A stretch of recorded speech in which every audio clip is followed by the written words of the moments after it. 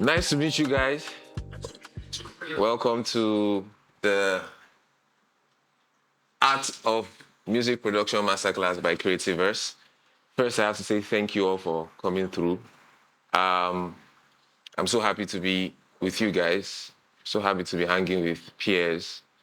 And I said this yesterday as well. I feel like there's not a lot of this type of things for producers to hang out, and I feel like it's sorely missed. And like I said yesterday, I'm personally making a commitment to making sure that there's more of this kind of stuff for the community. More of us coming together to share knowledge. I'm not necessarily here to teach more. I'm also here to learn as well, because I feel like there's a million ways to get things done, to produce, to express. So we need more of this. And like I said, I'm committing to that. Also committing to making sure that there's value for producers. For me, one of the things I'm passionate about is how do we empower ourselves to make money, to, grow without being at the mercy of the artist. Because now it's like, if you don't do beats for artists, how do you eat type? And I'm like, no, we should be able to create community around ourselves where we can share value and grow and earn a living outside of the, industry. So those are the things that I'm hoping that, I'm able to do over the next couple of years.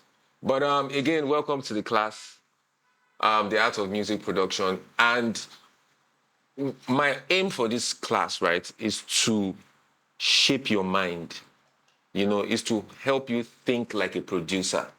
And I know that might sound weird, because I want to believe a lot of us here, we have experience. Some of us have been making beats for 5 years, 2 years, I'm hoping. For some of us are beginners, which is okay as well, but I'm sure a lot of us here have been producing for a while. So there's literally nothing new I can teach you. That's okay. Yeah, there are some more advanced things that we can talk about, but I want to believe that we all have that general knowledge of making music in our own way, right? So my aim, right, is to help you shape your mind and how to think like a top producer. Because trust me, the difference between you and Saz or you and Sess is that Saz has a way of thinking, not just about his approach about production, but his approach about being productive, his approach about how he positions himself as a brand, his approach about how he, carries himself in a session, even how he approaches his production. There are technical and creative ways to be as productive as possible and not limit yourself. Do you get what I'm saying? And so that's my aim this morning, is to help you see yourself differently, right? And so I'm hoping that at the end of this class, I'm able to do that. So, yeah. Let's start. So the first question is, I want to believe that we are all here because we want to learn how to make like hit songs, right? Like we want to, like that song where if you drop like this, that type, I know. However, I have a news flash for you. The news flash is that you see the word hit song. The hit part of that hit song is 70% promotion and marketing. The other 30% is the song. Do you get what I'm saying? The 70% of hits, when you hear the hit song, the hit is 70% marketing. And by marketing, I mean promotion, the TikTok, the teamwork, the budget around it, the campaigns you are creating around it, and everything. And I'm sure that you guys know that what I'm saying is the truth. Like, you see, they say your song sweet, no mean say the song will blow. And that's the reality of things. So I need to shape, that's the first thing I need to do. I need to shape that thing in your mind. A lot of us go into the studio and we say, man, today I just want to make a hit. Or an artist will call you and say, oh, bro, I just want to make a hit song. No. I need you to take that pressure off your chest and your shoulder. You cannot make a hit song. You do not have the ability to make a hit song, because there are a lot of factors that go into a song becoming a hit. Do you get what I'm saying? Your job, your part of the equation of hit song is the 30% of getting the song right. So I'm hoping that this is the first shift that happens in your mind, that it is not your job to make a hit song. as a producer. That is not your job. So when people come with that statement and say, oh, I want to correct them and say, no, for your song to be a hit, there are other factors. You as an artist, how much passion do you have for the song? What do you have? What system do you have around yourself to make sure that that song is successful? How are you positioning yourself? There are some artists that will do a song, great song, and because maybe the song is not trending or something, after 2 weeks, they don't tire. They stop posting the song. Bro, how is that song going to be a hit? Do you get what I'm saying? So I need to shift that mentality as well. It is not your job to make a hit song. However, it is your job to make a great song. So there's a difference. Your job is to make sure that you make a great song. And hopefully that great song what becomes a hit song. So let's change that mentality first. That's the first place I want to start. Let's change that mentality of, oh, wow, I want to go into the studio and then this. And also the reason why that's important is because not just that it takes pressure off you. Now you can approach music production from a very artistic perspective. Like there's no pressure of, oh, this beat I'm doing, this song I'm producing must be a hit. No, your job is that this song I'm creating must be the greatest song it can be. And so that takes the pressure off. And so now your brain can relax and say, okay, let's just have fun. Let's just tap into our, into our creativity and create something great. So I feel like that's the first shape and that's the first shift in your mental mental state as a producer that I'm hoping that I'm able to instill in today. The next is, who is a music producer? Because we call ourselves music producers. Like, people ask you, who am I? I'm a music producer. But the question is, who is a music producer? And I will explain why this is very important for me to also say, is because there's a level of confidence that comes when you really understand what your job is as a music producer. So a music producer is an umbrella word. When you say music producer, it's an umbrella word that involves anyone that is involved in the creation and refining of a musical composition. So from the moment you guys are thinking about, I want to make a song, to the point where the song is mixed and mastered and is ready to release, any person involved in that process is a music producer. So that involves songwriters, beat makers, composers, instrumentalists, arrangers, mix and mastering engineers, and loop makers. So, and for me, this is why there's a lot of confusion. Like, people don't value other people. People can look at loop makers and say, "Don't be loop you make. Why you could say you won't collect royalty? Oh, you just arrange a song." But trust me, every single person that is involved in the process of making music is a music producer. And so this helps you to specialize and to be able to zero in on your strength. So for some people, they are great at songwriting. Do you get what I'm saying? But because of the pressure of, if I just sing, I should just be a songwriter, they might not rate me as a producer. Oh, they might not. But trust me, you are a producer because you are involved in the process of making music. There are some people that are great instrumentalists. They know how to play pianos. They know how to play guitars and everything. And I'm sure there are some of you here that are very good at instruments. In fact, I think that you guys are actually one of the most important elements when it comes to music production. Do you get what I'm saying? So I'm hoping that I'm able to also instill that confidence in you that whatever it is that you are specialized in, like in the art of music creation, you are a producer. So don't feel the need to, for somebody to validate that for you. Or make you feel like, because I don't know how to use FL or because I don't know how to do things like Sess, then I don't think no. As far as you know that you're bringing value to that process of making that music and processing that music to be a finished product, you are a producer. So are there loop makers here, people that just make loops? You don't sell them, you just make them. That's the mistake. You need to start selling your loops because there are people that are looking for loops. Let me tell you why. There are some people, we are going to get there. There are some people that are driven by melodies, but they don't know how to make grooves. There are some people that are moved by groove. They can make drums, but they are not very good at melody because they don't know music theory like that. You can be a solution to their problem. So the reason why I'm focusing on this is because I want that shift to happen in your head that there's more to you So if you have extra skills, like you know how to make beat, but you know how to mix vocals, like you are a vocal, you know how to take and mix vocals. That is a skill that is sellable, because there are people that are looking for guys that will come to the session and help them mix their vocals on the go. And they want it to sound great. That can help them position their voice, how to sing, like, oh no, sing it like this. There are some people that have that ear, that you know how to tell somebody how to sing. That's a skill. There are some people that are arrangers, they know how to arrange your song. If you do the song and you're like, I don't like the way the song flows, they can give them 30 minutes. They'll tell you, oh no, this should be the intro. You feel me? This should be the verse. No, change this. The song don't sweet. That is a producer. So I'm saying this to open your mind, that go inside and say, okay, I know how to use Logic, I know how to make beats, but what am I very strong at? Because this can also help you build your brand. This can also help you earn a living outside of, oh, I'm trying to make beats and sell to artists.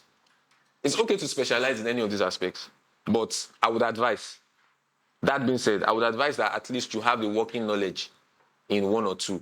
So if you are, say, a beat maker, I would advise that at least you learn how to mix. Maybe not master, right? Because for someone like me, I send out my song to master, but I master myself, but I try not to, so that I remove myself from the whole process and I'm a bit more objective. If you're a songwriter, I would advise that maybe you learn some music, some chords and stuff, learn how to play some instruments so that you can be more productive, but that doesn't stop you. If you want to specialize on one and you want to say, oh, this is what I want to focus on, it's also okay. So sonic characteristics and genres. So I'm going to spend a bit of time on this because this is in fact what it means to be a producer. Is the idea that you can recognize the sonic characters of a particular genre, because that's what develops your sound selection. And sound selection is, if you call yourself a producer, sound selection, that's what you're selling. The reason why Sess is beat sound the way it sounds is because of the sounds it selects. The reason why Timbaland beat sounds the way it sounds is because of how it selects its sounds. So sound selection is in fact the crux of your skill as a producer. One of the biggest problems is, for example, what you're supposed to play with a piano, you now use a guitar to play it. It will sound, you will get sound out of it, but it doesn't, that's not the right sound. Do you get what I'm saying? So your job as a producer is that you have to be able to clear your mind and make the right choices when it comes to sound. So if you are choosing a kick now for a song, the first question that comes to your mind is, what kind of kick do I want for this song? What is the purpose of this song? Is it a hip-hop song? So I need a hard-hitting kick. What type of kick? Okay, what transient information must my kick have? How should it sound? Do you get what I'm saying? Compared to, and one of the things you can do for that as well is using reference tracks.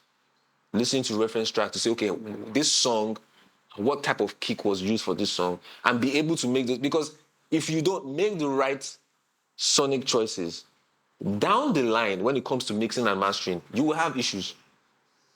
Because if you are trying to do a hip-hop song and you are using a amapiano kick that is round, the problem with that is that because there's no transient information, right, it's very difficult to mix the bass. That's why for amapiano, you can't hit some particular LUFS, loudness, because the kick is too round. Before it hits the ceiling, it will start scattering. So that's to tell you that the choices of instruments you make, and I'm going to show you some things in the practical as well, as to why I made some choices and why some instruments were chosen over some other instruments, why some instruments were degraded, why I had to degrade some instruments, So sound selection is the most important part, and I'm going to build on that when I get to sound design, right? Because you can even think about it and say, for this song, I want to use a piano. Right, that's the right decision. The next question is, what type of piano? Because there are grand pianos, If I'm trying to do a retro old school song, I'm thinking Rhodes. Do you get what I'm saying? If I'm trying to do soul, there are some felt pianos, right? Then I go a layer deeper. What type of road do I want? Do you get what I'm saying? What feel? Do I want to add some chorus effect to it to give me the... Do you get what I'm saying? Do I want it to phase? Do you get? Now, once I've even chosen that, the next question is, how do I make this sound more interesting? What can I do? Do I layer it? So that's why when you hear some songs and you're like, which sound Sess use for this thing? It's called sound design, sir. Taking it, and I'm going to show you how to sound design from scratch also as well, like how you can use Serum or any other, instead of using presets, how you can actually design. Funny thing, yesterday's class, I actually designed a sound that I saved, and maybe I'll share that. But I'll show you how to design sounds real time and why that is important. Because when you make a sound that no other producer in the world has, that is a flex. You feel me?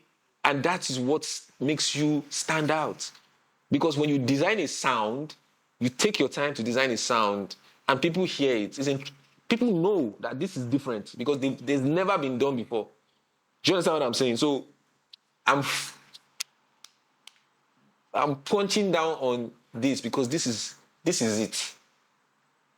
I need you to understand that if my ability to recognize sound and to choose the right sound is what sets me apart from the professionals, from the top producers. That is it. So the mindset of a producer, right? Like I said in the beginning of the class, my job is to change your mindset, how you think as a producer. Now, for a lot of us, right, and just like how the human brain works, we do things almost unconsciously. We just do it like, oh, I just want to make beats, and then you just open your laptop and you're just making things. And that's with creatives, is that we don't know how to sectionalize and say, and process things, because we are so in the spirit and we are always just flowing. But we have to be objective enough and process things more intelligently. And so as a producer, you have two minds. There's a creative mind to you, and there's a technical mind to you. And the problem is that a lot of us, we just mix everything together. But I need you guys to be conscious today that you have to know how to decipher what part of your mind needs to function today. So the creative mindset is what I call the flow state. We all know what the flow state is. The flow state is that point where you get to where things are just flowing. Like ideas are coming, you're just on your piano, you're on your MIDI player, you're just putting ideas together and doing things. The technical mind is where you now start pruning. That's where you do a lot of mixing. That's where you do a lot of decision making. You do a lot of things. Living here today, I want you guys to be able to identify what state of mind you are per time. If you are in a creative mindset, the worst thing you can do in your life is to switch to technical. Your flow state will die immediately. Because the job of your flow state is that when you're in your flow state, you are not thinking whether it's cool or not. You're just, everything that's just coming to your mind, you're just putting it down. And one of the problems we have is that you tell yourself, I think I'm doing too much. I don't overplay. No, play it. If you are in a flow state, right, and like 7 leads idea come to you, play all the 7 leads. You don't have to play them at the same time. You can play it and mute it. If you are playing and that's when you don't cancel things, you don't delete things in the flow state. You don't. That's the worst thing you can do in your life as a producer, is to delete things. Play something, you like it, or maybe after 10 minutes you don't like it again. That's cool. Leave it, mute it, play something else. Oh, and this will be nice. So this kind of piano will be nice. Play it, mute it. Oh, this bass, play everything that comes to you in the flow state. Do not miss it, because what your brain is doing at that time, what your mind is doing at that time, is your mind is exploring. Do you get what I'm saying? Your mind is going into, hi, welcome. Your mind is going into overdrive, searching for inspiration, picking things, remembering things, because your brain is one of the most, advanced things that's ever been created. The inspiration that you took, maybe one day you were driving through Agidingbi and you just heard one song on the radio and it just stuck in your brain. That flow state is where your brain is tapping into it and picking ideas. It's happening fast and in real time and unconsciously, but your brain is searching information and just picking inspiration from something. Your favorite song that you heard 10 years ago, everything is cooking at that point. You don't want to kill it. So identify when you're in your flow state and zero down in your flow state. Do you get what I'm saying? Now, the technical side is where after you've done that, you've closed your laptop, you've gone to play PS5 or something, then you come and now make sense of all the things that you've done. That's when you now start making educated decisions like, okay, this is cool, but sonically this doesn't work. Okay, the frequency of this is clashing with this frequency. Okay, no, this doesn't make sense. This sounds cheesy. I don't like it. That at that point, your brain is on, okay. Sorry? What is best for the track? And your brain is not wondering. And so you identify that, okay, I'm in the technical state of things. I am more critical now. I am making more educated decisions, right? And so you have to be able to control yourself. Once you identify what state you are, control yourself. So sometimes when you're in your creative mindset and you are flowing, you find yourself almost entering into the technical. Then you start over, let me cut this frequency. You must stop yourself immediately. Like, no, I'm in my creative state. No need for free EQ now, free compressor. Just play it. When you're in your technical mindset, sometimes you want to switch into the creative. Like, or should I just try to? No. This is what I'm trying to do with this song. Let me focus on this. Because if you don't do that, and when you're in the technical state of mind, your brain pushes you into the creative state, you lose focus. That's what happens when sometimes you just find out that you just don't know what to do again. Like you've lost focus. Because no, your brain is trying to be structured and make educated decisions. But your creative side is flying, is throwing you here and there and trying to. So you have to be able to recognize where you are per time and zero down on that. Do you get what I'm saying? That's what it means. Which is why I said my job is to help you start thinking like a producer. Do you get what I'm saying? The funny thing is that all these things I'm saying, you probably know it, but you're not conscious of it. It's happening. It's just happening to you randomly. But now that I'm telling you, I want you to take like cognizance of it that, okay, today I'm in the mood to just play, to just vibe. You know that, okay, I'm in my creative state. So you create an environment that helps that. You don't get distracted by over mixing or over. You don't try to just let it flow. Don't delete anything. There's no idea that it's bad in this time. Just do everything. And then when your brain, and you just find out there are some days that you don't really feel like working, but I just feel like maybe, let me just touch on 1 or 2 beats. Those are the days where you open your laptop and go to that beat that you did 6 months ago. When you open it, the first thing you will say to yourself is, what nonsense is this? That happens to us a lot. That your brain is on technical, because now your brain is doing what? Is deciphering. Your brain is in the technical state because now you can make wise decisions like, this is a bad idea. This is trash. Do you get what I'm saying? So I'm hoping that you guys are now being able to recognize what state of mind you are per time, right? So understanding yourself and creating your system. Now, this is very, very important, right? Because every successful producer that you know has a system. I'm going to tell you my system. My system is that when I want to make music, I don't want to see any human being. When I'm in my state, when I want to make beats, I don't want to see you. Just leave me and my brain and my laptop. And let me just enter into my own world and create a form. So what I do is, if you open my laptop, I have like thousands of forms, just 8-bar loops of just ideas that I'm just putting together, and I just leave it. Just give me my time to just create my form, right? And so when I do that, then I can reach out to artists, I can reach out to other producers, I can reach out to instrumentalists and say, okay, I have an idea. What do you think we can do? And then we can build on that. And the thing about that is once you create a system that works for you, you will be so rapid with beat making. Do you get what I'm saying? Because you have a system that works. The only way you can create a system is if you understand yourself. DAW, are there FL Studio users here? Those are my guys. I'm being biased. That's my team. Logic Pro. Reason, Pro Tools, Cubase. And which other one? Which one do you use?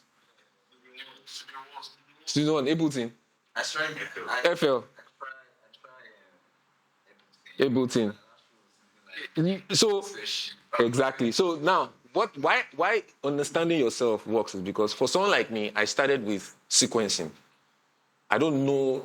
I didn't really learn how to play the keyboard until like recently, which I'm still the worst in the world. But I started as a drummer. I used to drum for my church. I used to drum. So I know that I'm great at grooves and I'm very great at programming my sounds. So FL Studio was a natural, it was a no-brainer, right? So there are people like that. There are different people with different ways, and that determines the system that you choose. So for someone like me, because I know I'm not very great at it, Scalar is my best friend. Do you guys know Scalar? Yes. Scalar is a plugin that you use for music theory. You can write any chords. You can even use it to modulate anything. Because I know I'm not naturally adept to it, I have tools that help me. There are some people that are not good at grooves. Do you guys know EXO? EXO is a plugin for drummers where it can help you create grooves. First, it can even help you find sounds, then help you create grooves. So there are tools that you can use to support yourself, right? When you know your weakness and you know your strength. So that's why this is important.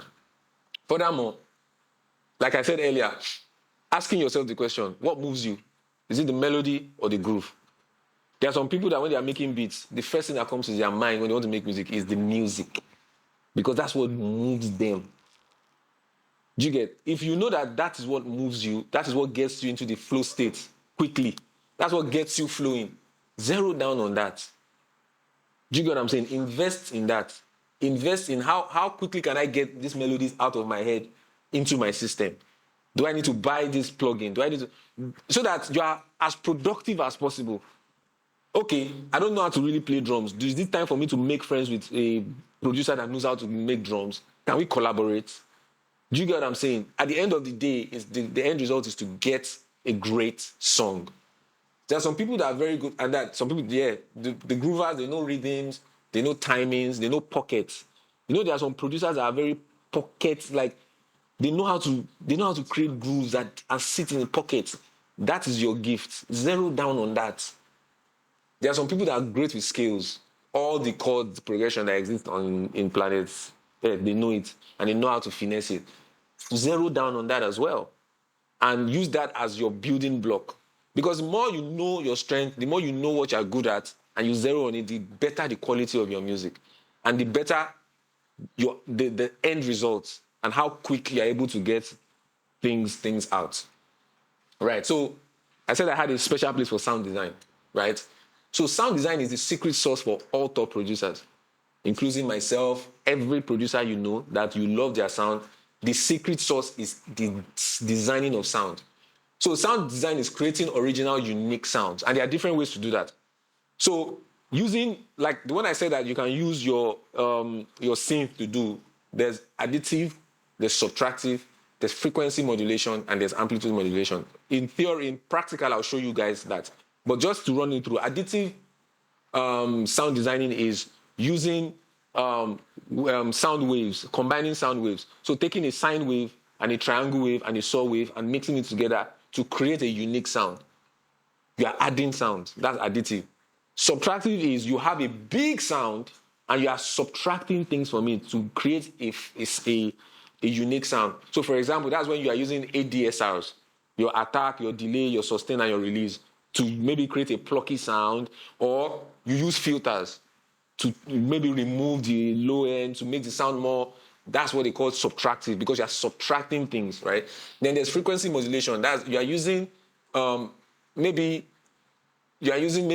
a sine wave or something to modulate a particular frequency of another wave to make an interesting sound, right? You can modulate the amplitude of sine wave with something else just to make the sound more interesting. So these are things that you can do to create interesting sounds, and we're going to do that in practical. Sound layering. This is the meat of it, is to layer sounds. So like I said earlier, I can say, okay, I want to play a piano in this place. Or I want to use a piano for this beat, this part of the beat, the chorus. the next question, like I asked, is how do I make this piano more interesting? Right? Do I want to add a retro plugin to make it sound old school? Do I want to cut out this frequency? Do I want to do this just to make it a tiny bit more interesting? Those are the little details that set you apart. Because anybody can pick a piano and play it and just keep it moving. It's a piano, everybody knows it. But what grabs an attention for some, and human beings, our attention span is, oh my God, not even 2025. It's so bad. So what you need to do as a producer is, how can my sounds be so interesting that when they hear it for the first 3 seconds, they're like, what is that? You know? And one of the secrets I'm going to share is, one of my rule of thumb for sound layering is that if I want to use I want to use a synth or something, a lead or something, I always want to layer it with a natural sound. So what I mean by natural sound is like sounds that people are very familiar with. Like, say, a piano. If you play a piano, baby knows what a piano sounds like. If you play a flute, people know what flute sound like. Those are things I call natural sounds. Sounds that people, because the human brain, the psychology behind that is that the human brain likes familiarity. We like something we are familiar with. Do you get? If you heard it, I've heard this thing before. So what you do is, if you are trying to create an interesting sound, layer it with a familiar sound so that it's not jarring. Do you get? So that when they hear it, it doesn't put them off. Like, what is it? But there's something in it that pulls them because it doesn't sound too far away. It's familiar, right? So, for example, if I'm playing a synth for, say, an EDM song, because that's EDM music is very synth-based, sometimes I'll layer it with like a piano. So if I'm playing it, I'll layer it it will be low, but it's just giving it that familiar. So they are more, drawn to it. So those are some of the secrets of sound layering. But when you are layering sound, you have to be careful about frequency balance. As an example, because EDM is very known for sound layering. Sometimes you layer like 4 bass sound to get 1 bass. You have to balance it out because you have to look at, okay, my low end, this bass is focusing on my low end. This bass is my mid bass. This bass is my high bass, and cut the frequencies such that they complement each other. Now, you have to be careful of phase. Now, I know producer, that's the big bad wolf word, phase issue. Oh, I didn't think they phase. No, phase is not that serious. The only time you should worry about phase is if you're layering 2 sounds that are identical. So in the analog days, there were issues with phase because people had to record with multiple mics. And because of mic positioning and the time difference, the time delay between mics, you find out that when they layer those sounds, they always go out of phase because they are the same sound, but they are played at different. There's a slight delay in timing. So there's always a phase issue. And the signs of phase, I hope you guys know the signs of phase, that if I take 2 sounds and I layer them together and I flip the polarity, the phase polarity of one, it cancels each other out. Yes. It becomes silent. So that's what created phase. So for example, if you're layering 2 different bass sounds, sometimes when you layer them, you don't have phase issues because they are not the same property. They don't have the same properties. They are both bass sounds, but they are different. But there are some times that you layer 2 sounds that are actually very similar. If you look at the waveform, if you enlarge the waveform and you see the wave, you'll find out that one is going this way and the other one is going the opposite one. If you layer the 2 of them, they'll cancel each other out. So that's why sometimes you need all those graphs to look at the waveform and see if they are both going the same way. If they are both going the same way and you layer them, they will just increase in volume. That's why you need to watch out for phase, because when you are layering, you might be layering sounds that are very similar in waveform. In the more advanced class, I will take the time to teach more about phase issues and the science behind phase and all those things. We'll beg Creativerse to do this again so that we'll have a more advanced class. But once you figure out your phase, you can go ahead and, layer sounds. And layering sounds is, the limit to it is what you want. You can layer 5, 6 sounds as far as if you are able to find a proper balance. By the time you layer 3, 4 sounds, you have a unique sound that people will not be saying, how this guy do this sound? It's layers, and that's what sets you apart. Sampling. Bro, I feel like sampling is now one of the coolest things. The last song David Bernard dropped, the last couple of songs have been samples. You know, that's to show you the beauty of sampling, right? The possibilities are endless. Also, when in the days where we are using loops and splice and stuff, you also need to learn how to make those samples your own. So I'm not the one that would tell you that using loops from splice is cheating. No, it's not. As far as I'm not stealing somebody's, it's not cheating. Bro, if it works, it works. I'm paying for it, but it is lazy. It's not cheating, but it's lazy. Do some work. Like, do you get what I'm saying? Like, try to make it interesting. Do you get? There are ways you can do that. You can use transient shaping to make a loop different. You can extract, you can cut, you can layer it, put it on a plugin like Serato or SliceX on FL, replay it in a different way. There are so many things you can do with a loop that you get on Splice that you can make it your own, right? And infuse it into your beats to make your beats more interesting. Last one, employing live guys is not a crime. You should be the most. Who are the live guys here that can play live instrument? You guys should be making such money because you make us look cool. And when I do the practical, I will show you what the parts that are outside the sax, the part that the instrumentalist played some guitars for me. At the end of the day, when people heard the beat, they said, Sess do the beats. But it makes you look, bro, trust me. The instrumentalists make your song better 10 times because there's a feel that they bring into your song. I know that you've spent a lot of money, you've bought virtual instruments like Contact, you believe you can play your Contact, right, to sound very close to real life. Relax. Just call someone and have them play something for you. If you want a live bass, if you can afford it, call somebody, let them play the live bass for you. Because there's something about expression. The person is bringing their own flavor. You get it? There's a human expression. That no matter how much you try to program it on your laptop, it will sound okay, but it's not the same. And trust me, that extra 5%, 10% that person is bringing on the song is going to what? Make sure the song is a great song. Again, I will always refer us back. Your job is to make a great song.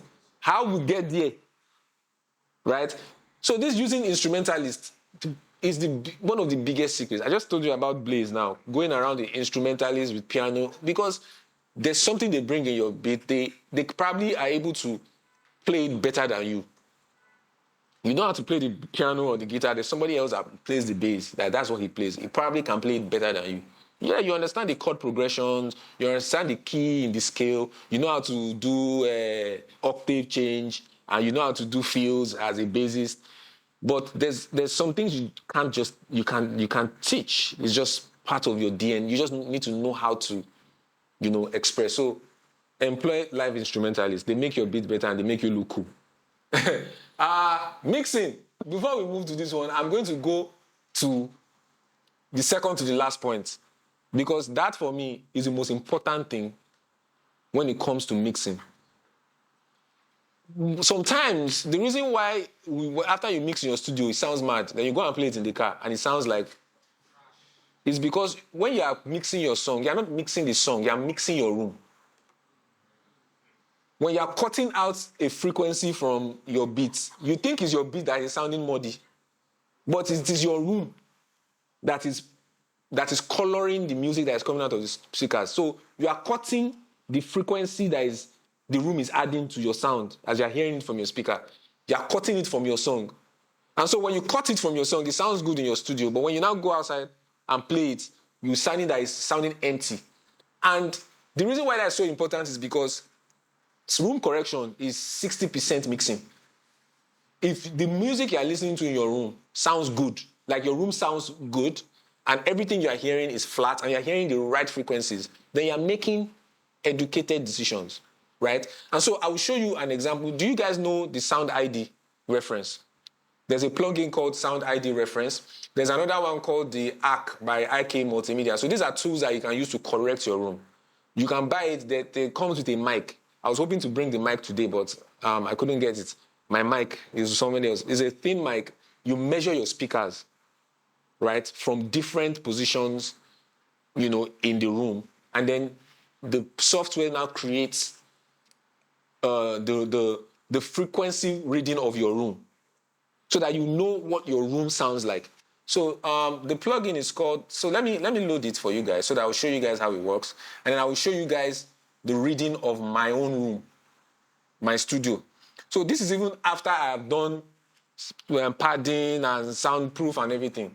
So this is the software. It's called Sound ID. So now I'm going to go to what my room looked like before. When I first checked my room, when I did the measurement of my room, right? I'll show you what my room looked like. So this was my room, right? The first time I measured it. And I want you guys to look at this EQ curve, right?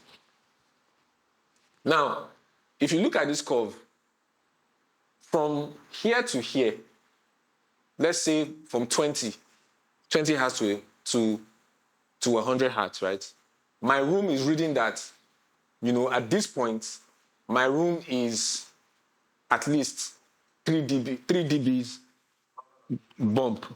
Because 0 here shows the flat frequency. So let me put the white line so that it will make more sense.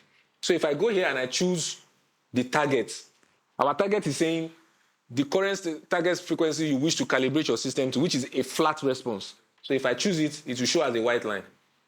So this white line is showing that the room is supposed to be flat, meaning that there's no coloring of extra low or extra high. This is a flat frequency so that we hear this. So now if you measure my room is saying that there is a 3 dB bump at, say, 80. Yeah, let's say between 60. There is a 10 dB bump at what? 100, 120. That is mod. We know that 120 is mod like that. So that is mod. We keep going. It tells me that at 1K, there is another 3 to 4 dB bump. So that's honkiness. That's when you hear your song is sounding very harsh, very honky. Then when we go down the frequency, this thing, we see that at, say, 2K or 2.5, there's a drop at maybe -3, meaning that my music in my room is sounding dull because there's a drop in the high frequency. So this is the measurement of my room. So if I'm playing music in my room, how do you think my music will be sounding in my studio?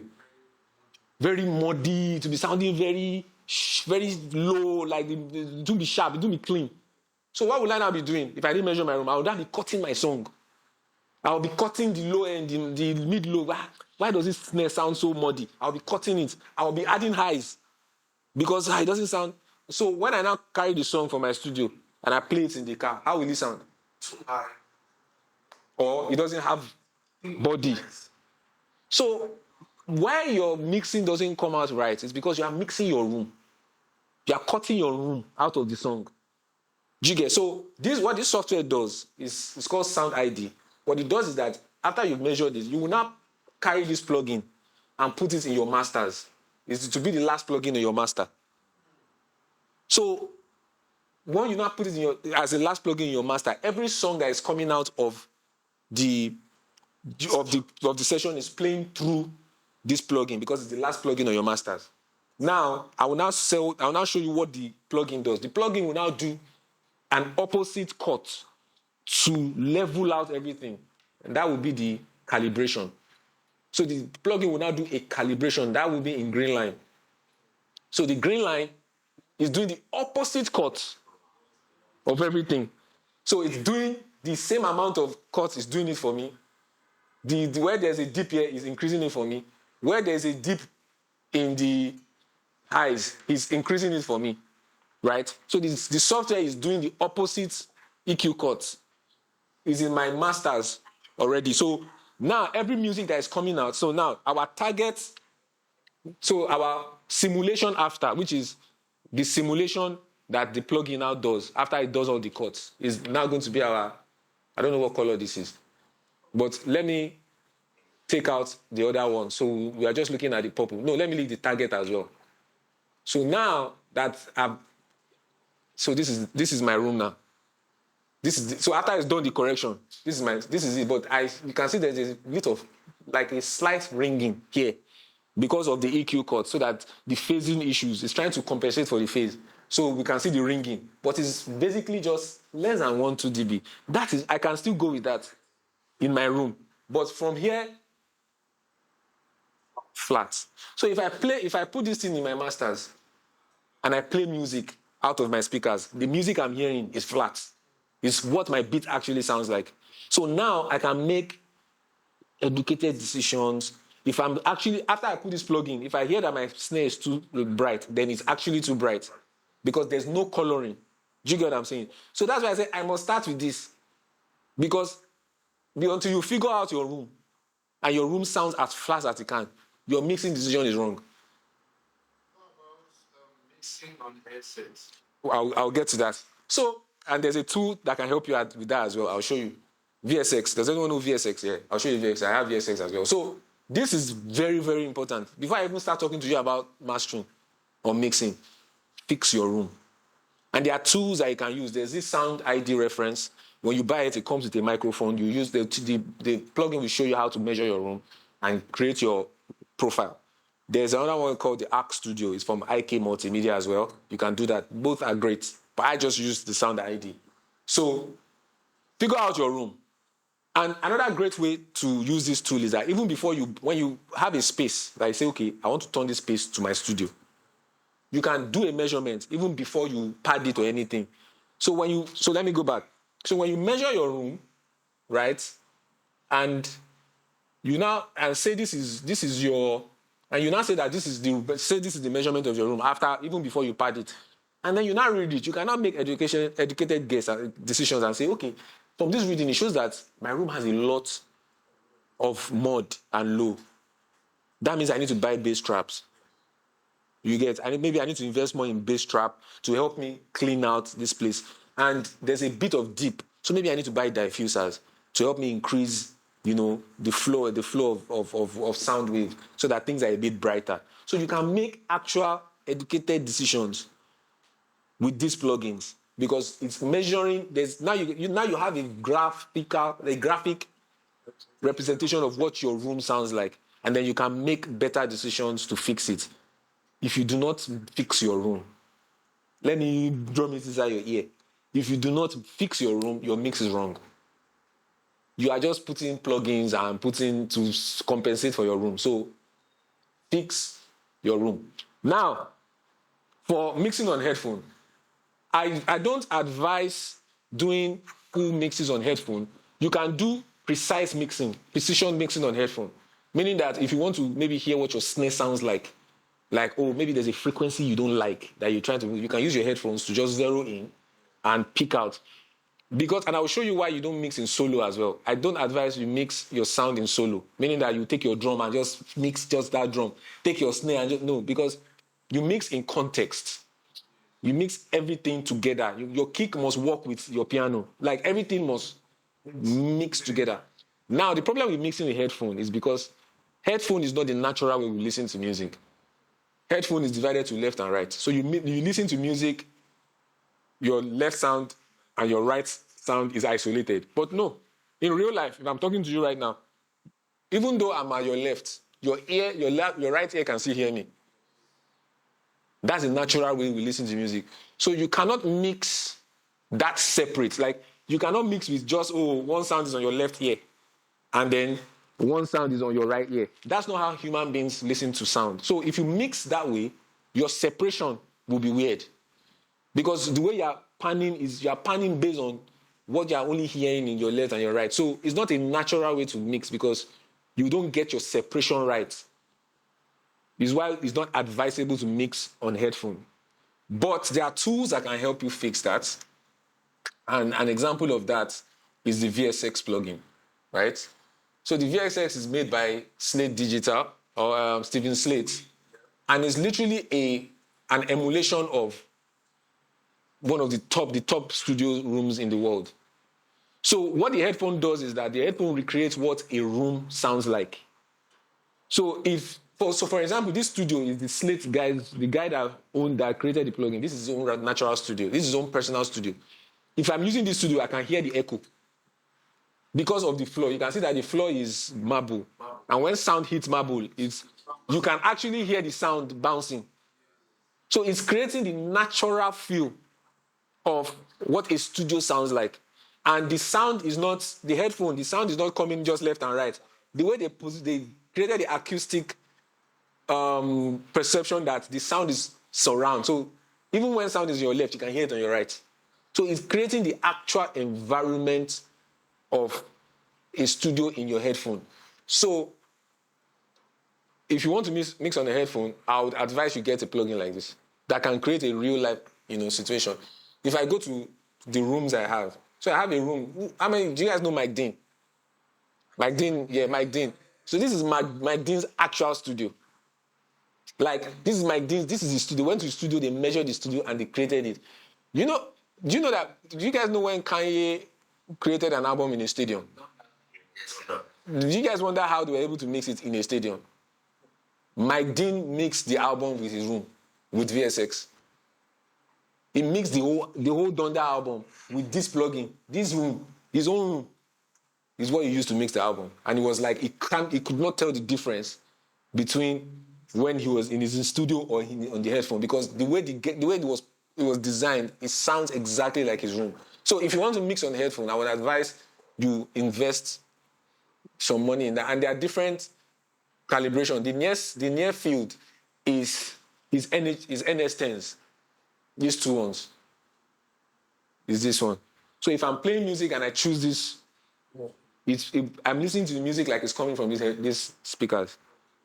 If I choose the main, it changes to these ones and this one, right? So it's a great way to, and trust me, if you use it and you play your music in the studio, you can't really tell the difference because you are mixing. And so for me, if I'm traveling, say I'm on a plane or I'm in a place where there's no studio and I want to mix and I use this plugin. But this plugin comes with its own headphones. It comes with, but you can try to use your headphone, but they will tell you that they can't advise if you're going to get the best quality because it comes with their own headphone. But I think that's marketing skills. Use your headphone. It might work. There's some headphones that are sold now that are out of headphones. Yeah? They are not flat. They are not flat. Yes, they are not flat. Yeah. So imagine you're wearing a headphone that have been boosted around 30 rats or... You are mixing the wrong thing. So there are other emulations there. If you want to check how your music sounds in the club, you can check it here. It's exactly you go to see na Quillox you did. The way music sounds in the club, where you really goom, the echo, everything is there. So you can actually test how your music sounds in the club. You can tell that, oh man, my low end is too boomy. Let me go and take it down. Let me go and, And there are other rooms that, even me, I'm thinking that maybe if I have extra cash I'm not using, I can buy. And these are world-class studios. Do you get what I'm saying? World-class studios. This is another club, Indie. This is actually a very popular club. Club Indie. So it's measured rooms and a way to test your sound in those rooms. Right? So that's how you can... This is how I advise you to mix on headphones. Yeah. How much stuff? I mean, I can't remember, but you know what I would advise? I advise you wait to Black Friday. The plugins are cheaper on Black Friday. But I don't know exactly how much it is right now. You can Google and check VSX. I don't know how much it is right now, so I can't really say. Right, so now that we've gotten room correction out of the way, we know that that's where all our mixing sits on. Gain staging. What is gain staging? I know we've heard that a lot, and a lot of us know what gain staging is, but don't let me be too critical. Gain staging is figuring out the gain structure of your mix. Because the main problem with gain staging is that during the analog stage, right, the gain, that's the volume. I shouldn't be using the word volume because volume and gain are not the same.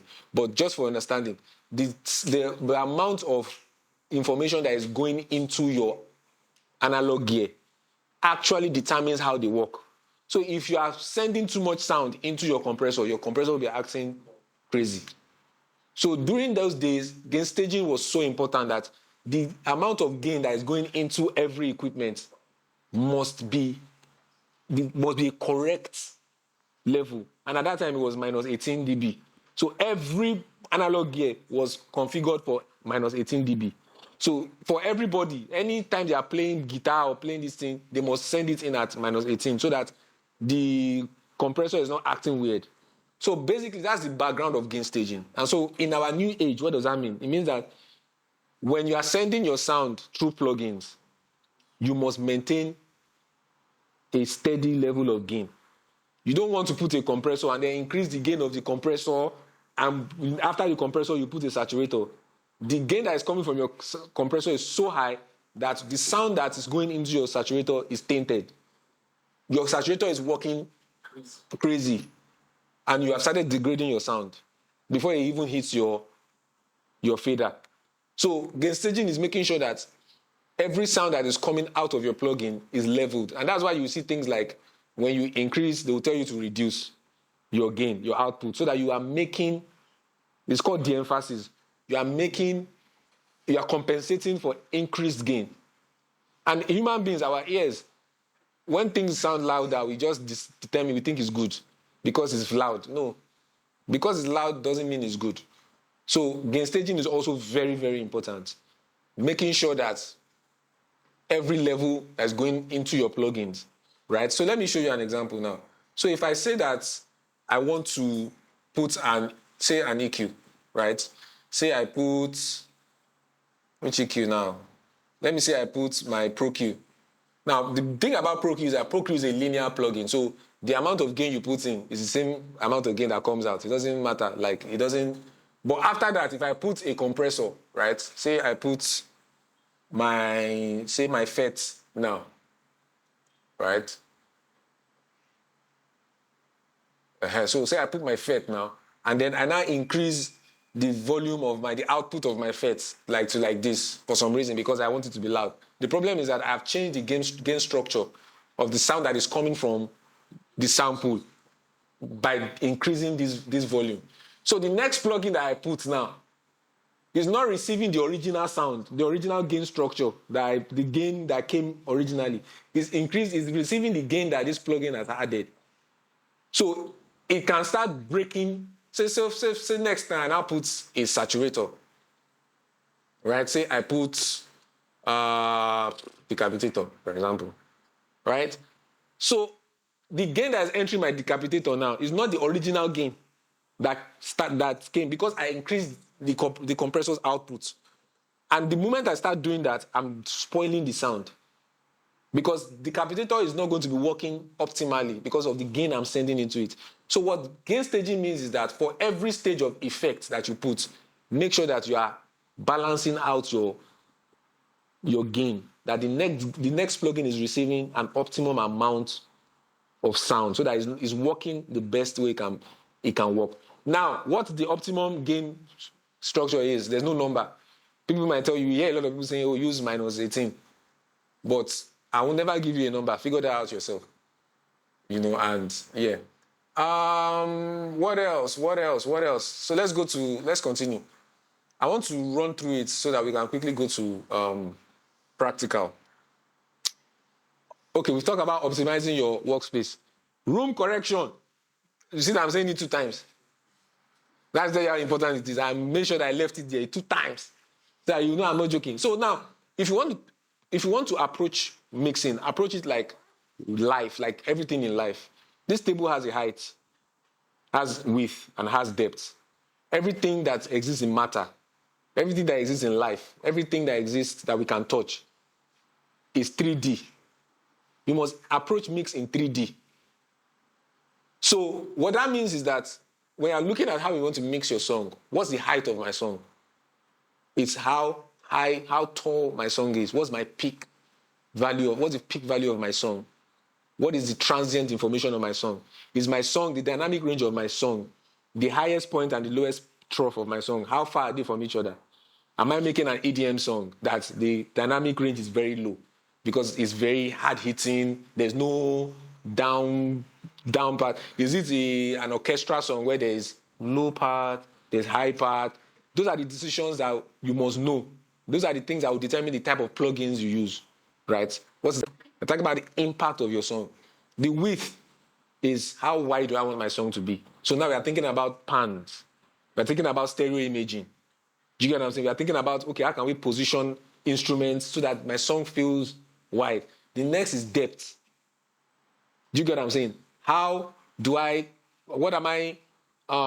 what is in the forefront of my mix and what is in back of my mix? The human here, we perceive things that are closer to us as louder than things that are in the back, which is why things like reverb exist. Because when you throw things in the reverb, it throws in the back. So the question is, what do I want to be in the front? What do I want to be in the back? Right? So when you think about mix from a 3D perspective, it makes sense. It's more fun. You're not confused. You're not saying, oh, what should I do now? No, it's like, okay, what's the height of my song? When we're talking about height, we're talking about volume as well. Like which one should be higher than which one? That's height. Okay, my kick should be higher than my hi-hat. That is height. Do you get? So when you're thinking about music, mixing music from a 3D perspective, it makes sense. Now, okay, what do I want to be far away from me? Okay, let me throw this thing into reverb. Okay, I want this kick to punch more. Okay, let me use a transient shaper to increase the attack. So when you think about it in a 3D perspective, it makes more sense. Your brain is more, you are approaching it with from a more concise perspective. You're not just randomly throwing plugins and doing things. So we all know what EQs are for. It's basically EQs are to shift the balance of a mix. You feel like, okay, the low is too much, you use your EQ, and there are different types of EQ. When we are doing a more advanced class, I'll probably go into all those different type of EQ, linear phase EQ, when you use it, what's the problem of a linear phase EQ, minimum phase, all those things we'll teach, but we don't need to do all that now. Just understand what EQs are for. EQs are basically to shift the energy, the tonal energy in a sound material. Compression. I know that a lot of us are still finding it hard to hear compression. Don't be shy, it's okay. I had that problem as well for a long time. And I will explain, I will help you deal with that problem. The reason why you are finding it hard to hear compression is because of actual human evolution. Have you noticed that when you enter the club for the first time, it's so loud? Then after some time, your ear just gets used to it. It's because our ears regulate sound. Now, compression is not happening on that level of loudness. Compression is happening, say, 2 dB, 3 dB. Your ears naturally tune out those volume changes. Because they are so small, your ears are not registering it as anything so major. Because what we are talking about, like 4 or 5 dB, is by the time you are cranking it and there's like 8 dB that you cannot start hearing the effect. But if you are talking 3 dB, if you are talking 2 dB, it's too small for your ears to pick it. So your ear tunes it out as nothing is happening. So that's why it's very hard for you to hear compression. It's not because you are whack or because you don't know what you are doing. It's literally science. It's literally biology that's making you hard to hear compression because your ears tune it out. Now, this is how you deal with compression. You don't hear compression, you feel compression. The problem is that you're trying to hear the change. No. So what happens is that when you're using compression, try to figure out how it makes the song feel. Okay, does this compression make the song feel tight? Does it make it feel more controlled? Or does it make it feel more free? Is it adding some color? Like, is it compression? You feel compression. You don't try to hear compression. However, I can hear compression now because I've tried to program my brain to pick those subtle changes. And sometimes it even stresses me out. I'm like, I really can't hear what this thing is doing. So how am I feeling about what is adding to the song? When we get to practical, I will show you an example. I will take off the compression and you guys will be able to tell that, oh, okay, it just makes the song it makes this thing feel different. That's how you hear compression. We talk about saturation. Biggest issue for me, over a long time, but now not a lot because we master our songs overseas now. But for a long time, the reason why when you play American songs, for example, and you played Nigerian songs, you always feel like our songs always feel empty. It's because we don't saturate our sound. I will show you how saturation works. That saturation increases the apparent loudness of something, but doesn't necessarily add gain. So it's not a volume change, it's not a volume increase. A saturation will make something sound big, but it doesn't increase the gain. Because what saturation is added frequency harmonics.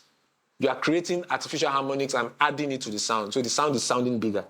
So you find out that in a lot of this music, there's a lot of calculated saturation happening, such that your sound is inflated, your sound is big. So you have to figure out saturation. Can saturation be that's in reference with the local Soft clipper, yeah. So what saturation is, right? Saturation was a happy accident that happened in the analog age. So because the headroom for analog gears was so short, they now realize that if you increase the gain and you hit the ceiling of an analog gear, it folds the music back into itself and creates like a harmonic content that is so pleasing, so sweet. So for a lot of people, the actual effect of saturation is created by clipping. So the thing you call saturation, the effect is created by clipping sound. So letting sound hit the ceiling at a level, but wave shaping it in such a way that it folds back into itself and is very pleasing. That's what saturation is. And that's the difference between saturation and distortion. And a lot of people have that question. What's the difference? Distortion and saturation are the same process, but the difference is that the intensity of how the wave is shaping is what differentiates it. For saturation, it's a bit softer, but for distortion is heavy, is rough. So that's the difference between saturation and listen. So you need to find a way to saturate. Don't oversaturate, because that's also a problem. Your music will lose life. It becomes very. So it's very intelligent way to saturate things. Will add that life into your mix. Mastering.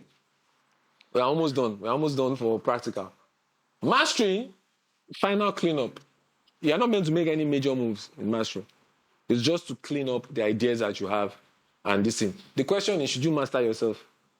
Yes, you can, but relax. You don't have to. You know why? Because you have been involved in the process from the beginning. Songwriting, everything is beats. You need a third party or somebody else that can be outside of it, that can be objective enough. Because there's a thing as getting too used to a song. Your ears, you already like everything. Everything sounds good to you, but you can't really hear the mistakes because you're already too engrossed in the song. So you need a new set of ears that can listen to the song and tell you and make suggestions and tell you, oh, I think this is better. Trust your mastering engineer as well, because you don't know everything. So I tend to send my mixes down. So what I do is I do a premix and then I render it down to a stereo track and I send that out for mastering. So, but you can master yourself if you maybe don't have the budget to and stuff. Using reference track. I know it's very humbling. When you use a reference track and you hear your song next year, you will feel say, I don't sabi. The problem, but you do need that humbling though. You need it. So I go. But the problem with a lot of people is that you are referencing with the volume of the master track. So, for example, you are mastering with a song like, say, Kese. Kese has been mastered already. Obviously, it sounds louder than your song. So you have to be able to reference songs on the same volume with your song. So that you can so what you're actually hearing is what Kese is doing differently from your song. Not because it's louder than your song. So the reason why you feel intimidated when you hear a reference track is because you are listening to the reference track in its full glory. So there are tools that can help you as that. There's a tool that I use called A and B, adapter A and B. Let me open it for you guys. I'll show you how it works. I think it's in my mastering, right? Is it? Yes.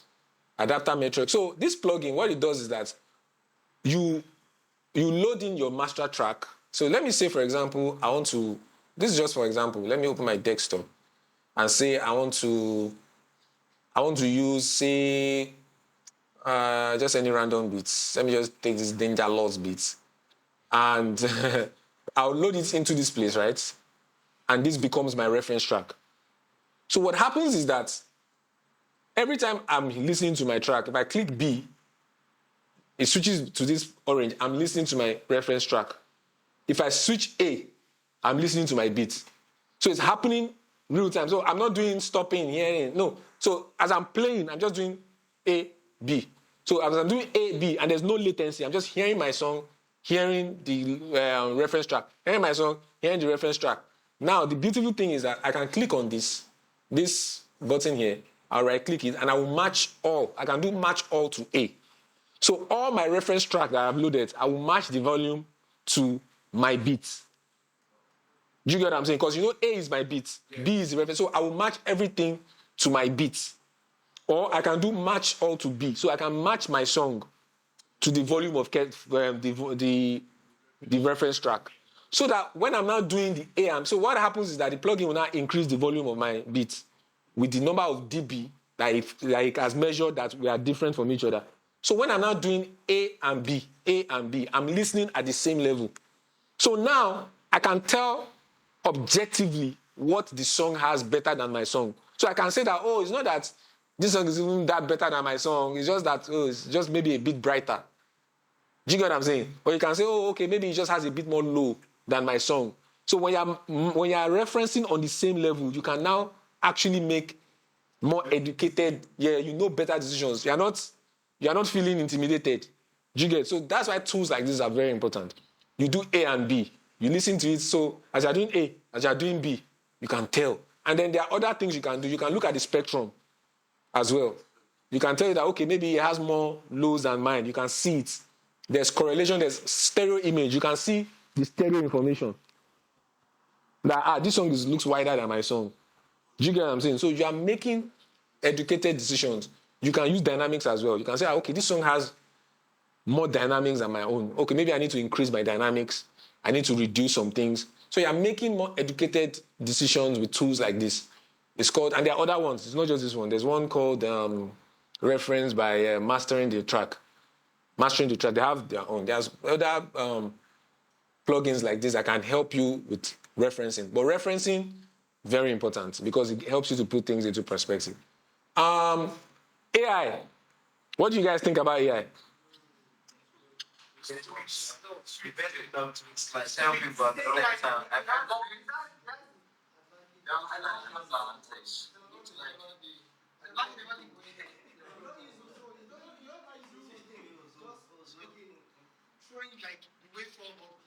Final track. Yeah.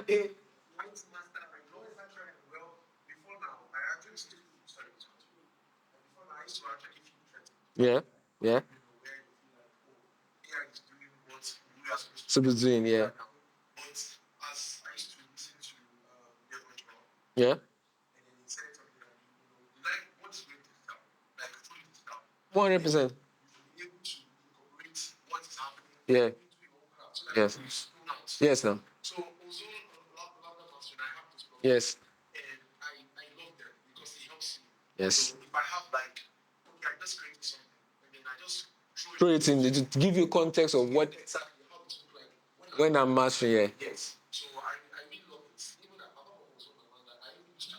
So many. Yes, now. So I think that answers our question. It's a tool, right? If not for the advance of technology, you and I will not be producers now. Because before digital production, it was, and you not have the money, like, bro. So all of us for the sell shirt for Yaba now or something. So we all have to, it's a tool to make your life easier and better. Don't run away from it. Don't run away from it. Loudness war is finished. Stop. There's no need. How loud should my mix be? How many LUFS? Don't nobody care, bro. Like, because Spotify is going to reduce your song to -14. Anyways, and everybody listens to music now on streaming platforms and stuff. So just stop it. Mix a song as loud as you want, and you can still maintain the integrity of the song. So if you like, do 8 LUFS. Do 10. Stop asking producers, how many LUFS be that song? No.